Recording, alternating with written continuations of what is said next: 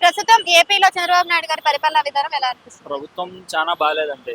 ఆ, ఇంతకుముందు వైఎస్ఆర్ ప్రభుత్వం ఉన్నప్పుడు రైతులకు కానీ వాళ్ళకి ఈ టైంకు రైతు భరోసా ఏవైనా వేస్తుండే.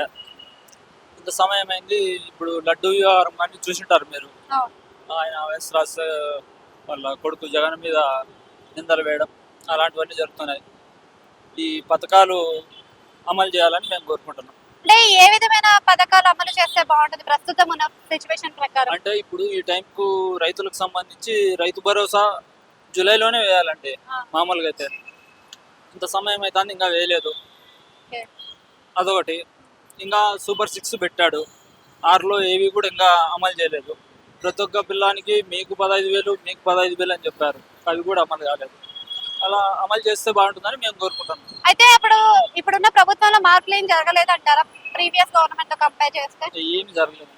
ఓన్లీ ఒక పెన్షన్ పెంపు ఒకటి జరిగింది నామమాత్రానికి, అది కూడా. అంటే బిట్వీన్ జగన్ అండ్ చంద్రబాబు అంటే ఏం చెప్తారు? చంద్రబాబు అంటే నాట్ లైక్ అండి. జగన్ ప్రభుత్వమే బాగుంది. ఏ విధంగా బాగుంది? అంటే చాలా మంది ఆయన వద్దు అనుకుని 11 సీట్లకే పరిమితి చేశారు కదా.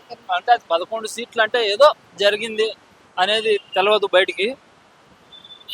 ఇప్పుడు మళ్ళీ అదే ప్రభుత్వం రావాలని ఎవరైనా కోరుకుంటున్నారంటారా? అయితే అవునండి, ఖచ్చితంగా జగన్ రావాలని కోరుకుంటున్నాం మేమైతే. Thank you.